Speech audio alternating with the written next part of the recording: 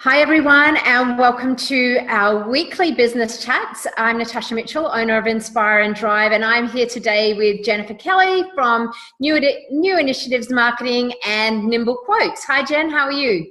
I'm great. How you doing, Natasha? Good. Nice to see you. It's getting nice and warm here, so it's really nice. The sun makes a big difference to your mood and your productivity. I love it, so very happy with that. Great.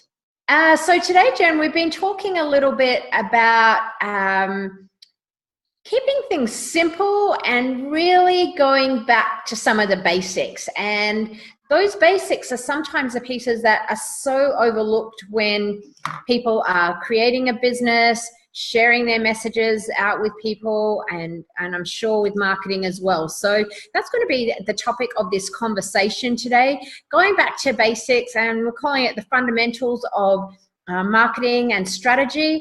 And we're going to be talking about a few key questions that you should be asking yourself in business and looking at to get back to those basics.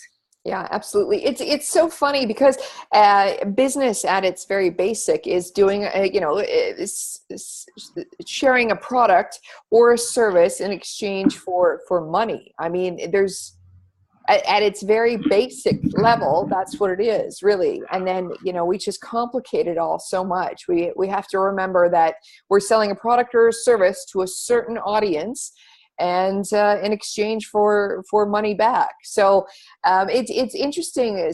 Sometimes we get so overwhelmed by the latest this or the shiny object that. Sometimes we just have to remember, bring it back to real basics. It really is just an exchange of goods or services.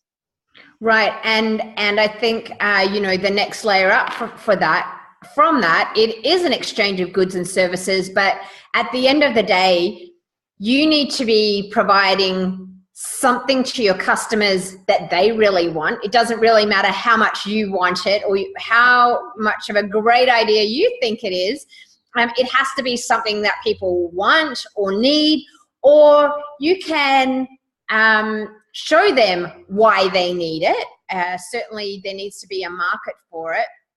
And in our crowded marketplace that we have, there's never just one vendor selling something. There's always multiple people selling very similar products. So your customer has a choice, and it's helpful when they understand what makes you different, or if you're able to offer your customer something unique, interesting, exciting, a better price, a better quality, whatever that is. So we're sort of getting back to basics. So we have a couple of questions that we were talking about just a little bit earlier.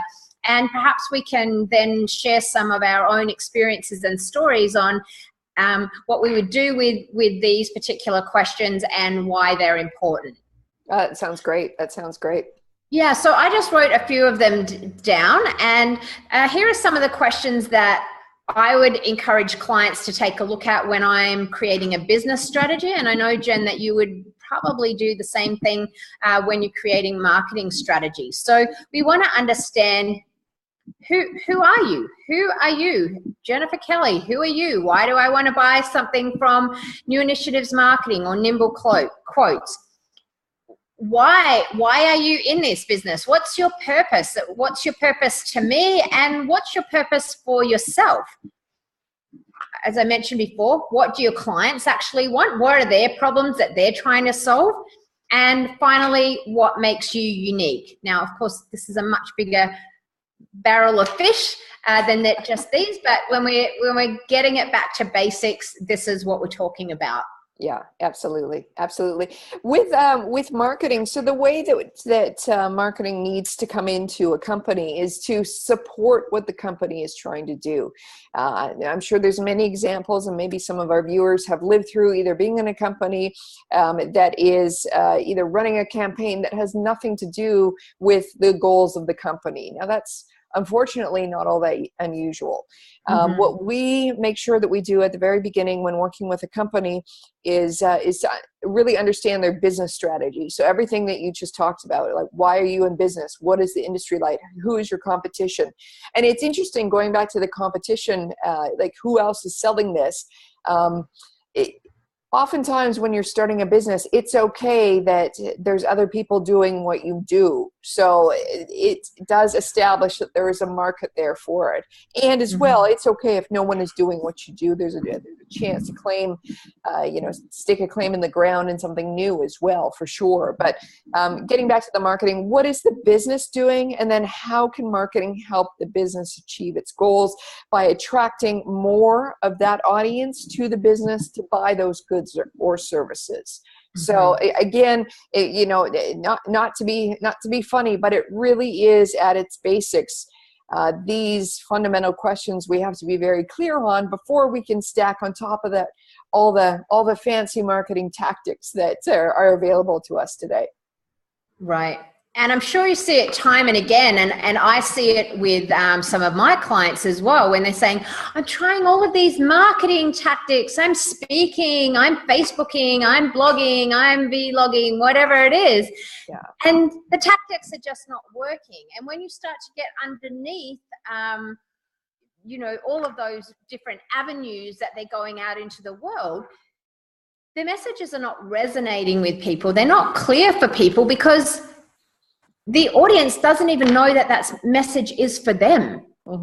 Yeah. And, I think that's really interesting. And we've talked about it from our own perspective, with our own videos that we're doing here and sharing knowledge and information, really trying to understand is what do our clients want? What are they trying to do? And we know that our clients are trying to run businesses, they're trying to grow businesses, they're trying to build audience, sell more product. And, they're the surface level. They have their own deeper why they are in business in the first place and what they want to achieve. Absolutely.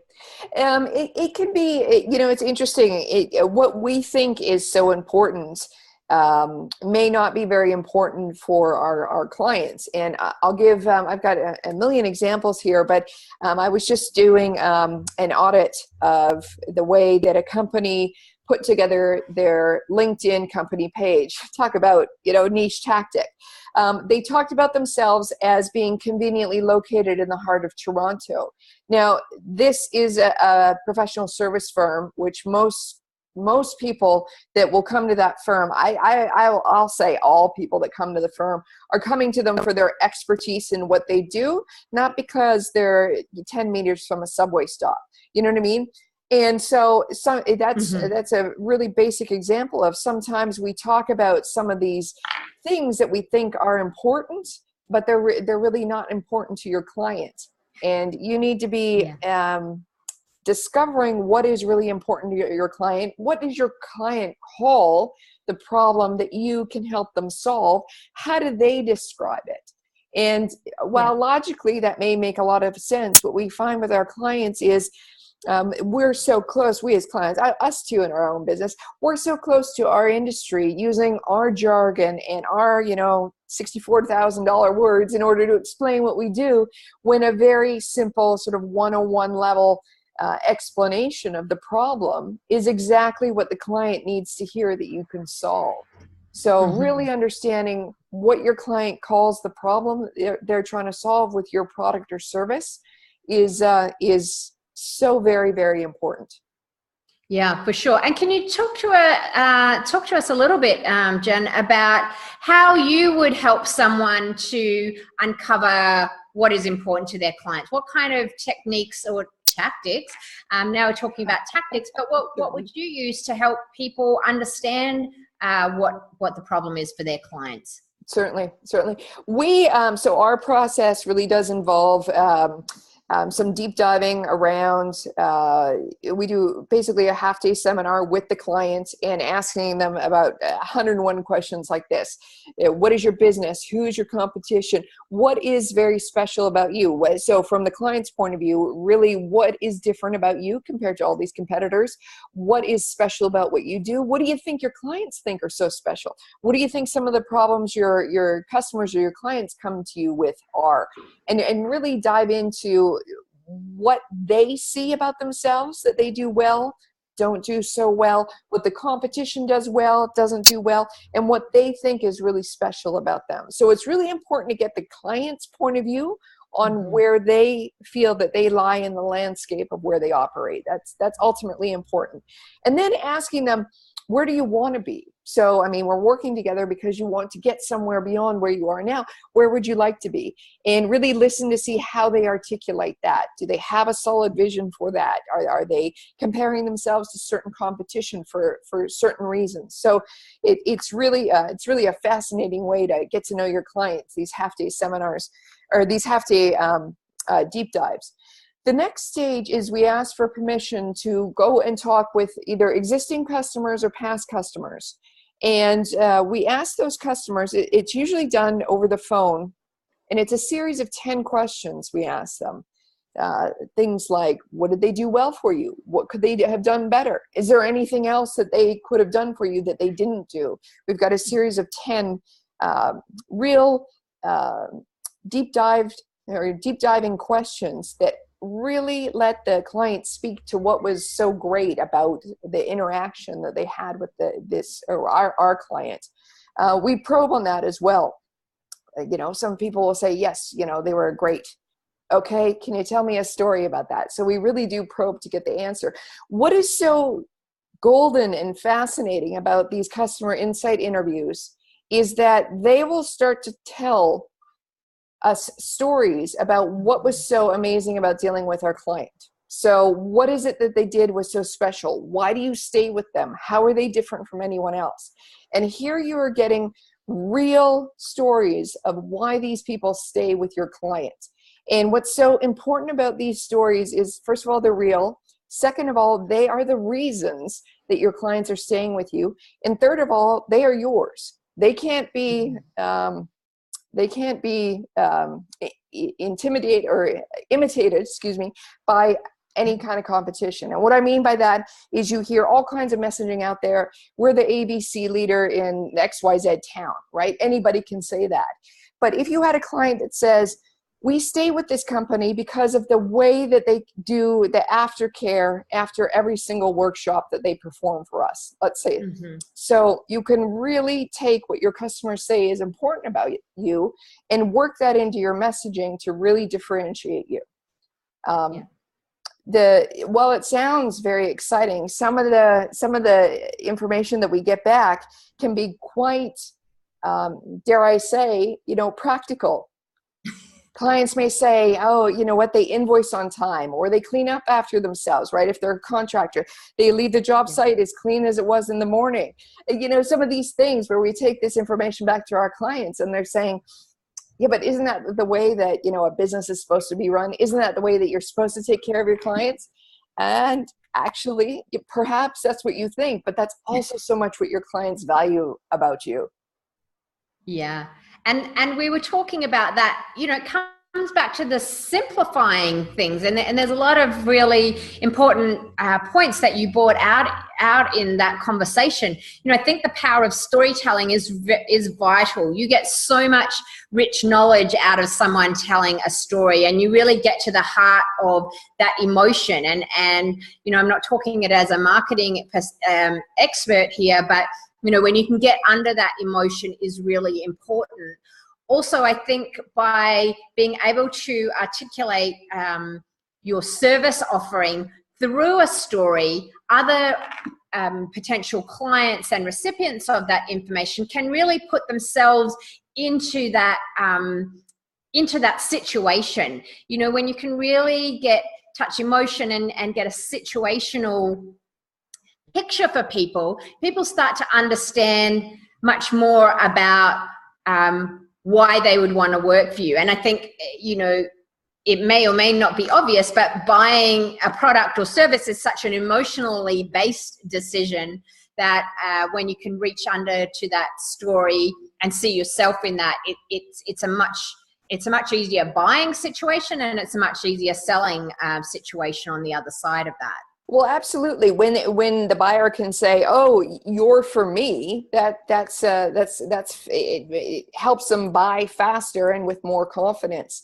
one of these, so this technique is something that I learned, and I have a good story about one of them. This will really drive the point home. So this is a story. This is not our firm. This is another firm that used the power of customer insights to really draw out what is so different about a company. And it's one of my favorite stories about this technique. So they had an architectural firm as a client, and prior to doing the customer insight interviews, they asked the client, so what's so different about you as an architectural firm? And they said, well, we build beautiful buildings and we use eco-friendly products. Okay, you sound like almost everyone else. Okay, great. Oh dear, what are we going to do now?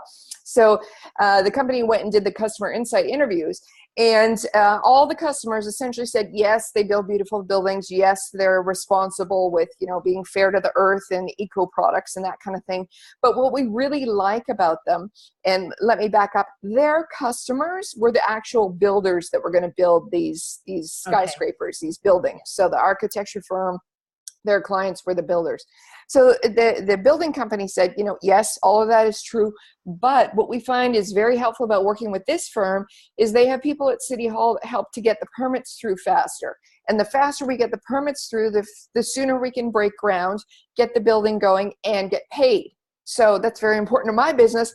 That while they build beautiful buildings, the fact that they can get things through City Hall pretty quickly is really important to me. So this information was brought back to the architectural firm, and you can believe the firm that thought, we build beautiful buildings, to find out that their most compelling feature was that they had, some pull down at City, and this is all above board, all legal and whatnot, pull down at City Hall to get things through faster was a little bit, that's not exactly what we wanted to hear. But here's how the marketing team turned that around. So instead of talking about the beautiful buildings, they started to implement in their messaging that they were the builders' architects, right? So they would go into pitch. You can imagine 5 other architectural firms. We build great buildings. We use eco products. These guys come in and they lead with, we are a builder's architect. We know you need to get paid fast. We have people down at City Hall that get our plans through the fastest. So if you partner with us, we'll get you paid faster. We'll get that building up. And so can you imagine? So a couple things happen now. That separates you from the other 4 architectural firms right off the bat. No one else can have that story because they don't know how to get that, that specific positioning completed. And with separating yourself from the competition, you now can set your own price. So the firm was able to differentiate themselves by something that was real and true and something that their customers valued. And they were able to get rid of, the competition on the price, right? Driving to the lowest price. And they were able to, I think they increased their billings by 20% since implementing this new messaging. Wow. And that is all because they went back and they really listened to, and, to be quite honest, weren't that excited by what their customers had to say about them, but, took it in and were able to increase their business because of it. Yeah, it's quite amazing, to really listen to someone and to really listen to their story is, it's amazing what information you can get out of them. And, I would encourage, whether you're a small business that can hire, is working on your own and can't maybe afford to have a marketing agency right off the bat, or whether you're a big company and you need a team in there to help you, asking some leading questions to your clients or potential clients or people who might be a great fit for you, and asking them to tell you a story is really, really amazing and very, very powerful. And it gets back to that simplicity. And, you touched on it a little bit before. We're so busy and immersed in our own businesses thinking about, well, what's the, the eco-friendly status on this and how's the regulation, and that we kind of lose sight of how we're transforming people's lives. And it's that transformation. That's really what people want to hear about. I think you told a anecdote in a previous episode, Jen, where you talked about the plane journey, and people are advertising, well, we've got a great Boeing 747 and it's got luxury seats and it's this and that. People don't care about the plane. They care that they're going on holiday, that they're going to be sitting in the sun for a week in some tropical location or visiting the Eiffel Tower. They care about the outcome for them and how that is making their lives different, better, easier, more fun, whatever that is. So really, like, I think that's the value of having an outside perspective come in to look at your business, is that another pair of eyes see things that you don't even see. Yeah, absolutely. Because business as usual for you may not be business as usual for your clients. Mm-hmm. Absolutely not. As you can see in this case, in this story, they just thought, well, that's just the way business gets done. Of course, we need approvals at City Hall and away we go. Wow, you're missing. This is the great hook. But it's interesting, because so if we stay on that and we go back to the strategy that you talked about. So let's keep with this architectural firm here. Now that the firm understands, okay, we're really talking to our builders. Okay, we've got our messaging. Now, what kind of marketing tactics are we going to pull in to help our marketing efforts and our business grow? Okay, so now you have that so laser focused. Who is our audience? Our audience is the builders, okay, or the building companies. Let's say, okay, where do they hang out? What do they want to hear? What do they call us? What is their business cycle like? How much time do they have to interact with the type of marketing we send? Should we do events for them? Should we bring sandwiches at lunch to a job site? Like, you start to think what would work for the builders, as opposed to, if they were going in the other direction about we build beautiful buildings. Well, who do you think that maybe they would talk on and on about their beautiful buildings, totally missing the exact people that could bring them more and more work? Yeah, that's right. And there's such an overlap between the kind of strategy work you're doing to understand the marketing perspective. That's also a lot of the work that I do with my clients in helping them design their business model. We work through a lot of those similar questions and really asking them about, well, what is your product and service? And what are the results that, even before we decide who they're targeting, and this example you've given is a perfect example, but sometimes people say, well, I want to target, I don't know, mums with children. And then we start looking at the product or the service, and it's not mothers with children at all. It's busy working executives who maybe want to start a family, or busy working executives whose children have grown up and left home. So sometimes digging into that offering first, lots of other splinter information comes out of that. So all that to say is a couple of things. One, when you're really close to your own business, it's very hard to see what the opportunities are there. It's amazing when I've worked with clients and helped them with their business. I do a lot of work with a tool called the Business Model Canvas. And when we start working through that, I've literally seen clients change the whole trajectory of their business, simply because I'm asking them questions that they hadn't thought to ask themselves. They were just off on one track. So by mapping out this strategy, it gives you so many more options. It helps you see so many more opportunities. You've talked about things that came out of that example. It helps you understand who your client is better. It could impact your pricing. It could impact your delivery. It could impact who you hire in your company. If you're all about connections at City Hall, then the people you're hiring on site, to work in your company may be connected to those people, or have, be great at relationship building, versus just I'm a great architect or I'm a great builder.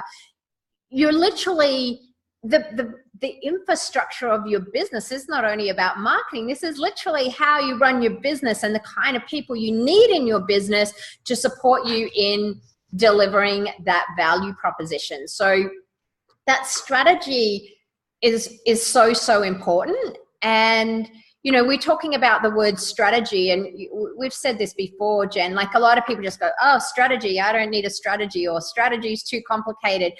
You know, it's the roadmap. It's the roadmap to your business. And it really, it guides you on the steps you need to take. And a strategy, I consider a strategy just a decision-making tool. It helps me decide, and it helps my clients decide what they should or shouldn't be working on, whether the action they're working on is aligned with their business and the direction they want to go with, whether that action does support or not support their audience. It helps you with so many things, and being able to make good and fast decisions is critical in business. And good, fast, and the right kind of decisions is critical, and the strategy is just so important to that piece. Yeah, absolutely. Hey, I find that too, because it seems like every half an hour there's some new fancy thing that comes out, you know, shiny new object in marketing, which, you know, we need this software, we need here, we got to do Facebook ads, or we got to do this ads, or that's, you know, we got to do pop, whatever it is. And the craziness will only continue, right? We need a bot to answer now, whatever it could be. Having your strategy and really understanding who it is that is your buyer, that helps you filter out this lens, or filter through a lens of your customer. So for example, say it's, let's let's make up something. Pop-up shops at the corner of Bloor and Young are the new thing now, no matter what your what your business. Okay, do we have to have this? Well, is my buyer at that corner? Is my buyer going to be around that area? Is my buyer comfortable purchasing in that kind of area? No, I don't think so. Okay, we can let that shiny object go away and not feel bad about missing out, right? So it really does keep you, it doesn't mean you put the blinders on and you don't look at what is happening in your industry, or look at progress, or what other neat things technology has for us to get in front of our clients. But what it really does is, you know, put some sanity around, okay, is this, it puts some sanity around your decision making, right? So is this new fancy shiny object going to help my business? Wait a minute, okay, how would my buyer go through that? No, it doesn't work. Boom, you can put it aside and not feel bad. Or yes, it does, it aligns perfectly, let's give it a try. And then you can feel like you can experiment, and you're doing so responsibly, because to your best efforts, this aligns with your strategy, aligns with your buyer. Let's give it a try. And I agree. And Jen, we're almost at the half-hour mark, so I just want to keep us on track. You know, I think there are some really important lessons to take away from this. Like, if you don't have a strategy or a plan, could be time to get one, particularly if your marketing is not working, or you're not getting enough clients, or you're not selling enough widgets, whatever that is. You know, you can get some help to interview potential clients or existing clients, or you can just talk to people. It doesn't have to be fancy. Just go out and talk to people. You could ask a question on social media. One of the questions I like to ask people when I'm trying to get a story out of them is, tell me about a time when, you had to work late at night or a weekend in your business and you were missing out on life. You know, people can normally tell me a story about that, and I can understand when they tell me that story what it is that's driving their reason that they had to work late. So they will tell me things like, well, I had to work late because my team member doesn't know how to do that. I had to work late because, you know, our filing system was a mess, so I had to file everything. Like, I can immediately tell when someone tells a story like that, or they need a process. There's something that their team needs some education on. Their team needs some mentoring. So I think get a strategy, ask questions, and listen to the story and write them down. Like, start writing a list of stories. And I think for me, one of the really valuable lessons that I try and apply everywhere in business is, let's keep it simple. let's not try and overcomplicate things. Keep it super, super simple, and just take it back to some basics. Absolutely. What the final thoughts I'd like to leave everyone with is you do need a marketing strategy. It is most likely the number one reason why you would come to us and say, you know, we've tried marketing, it doesn't really work for us. It's probably because you don't have a sound strategy.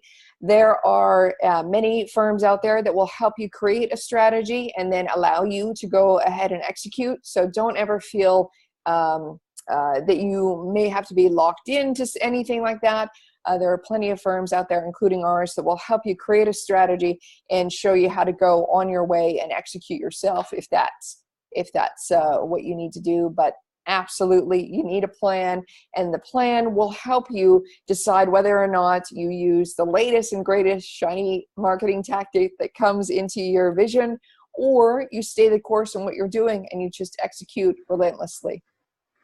Perfect. And Jen, if someone wanted to reach out to you to get some help, how are they going to contact you? Excellent. It would be jen@newinitiativesmarketing.com. And we are newinitiativesmarketing.com on the web, and New I Marketing on Twitter. Perfect. And, you know, likewise, if you're looking for some help with your business strategy or your business model, or you're not quite sure what the next steps are, I'm available and love helping particularly creative individuals to build some strategy and plan so that they can thrive and grow, and frankly, get more done and work less. I'm all about freedom, flexibility, fun, keeping things simple, and doing as little as possible in your business and get the absolute maximum results. So if you need some help with that, you can contact me at inspireanddrive.com, and there's a button on the website where you can schedule some time for a free discovery call. So Jen, thank you again for another amazing conversation. We're keeping it simple. We're not trying to talk about really complex things here. We'd love to hear people's comments, feedback. If you enjoyed this video, please feel free to like or share and comment. If there's any topics you'd like to cover for us to cover on a future episode, we would love to do that as well. So I think that's all for now. Take care. We'll see you again next week, and thanks for joining us. Thank you so much. Bye-bye. Bye.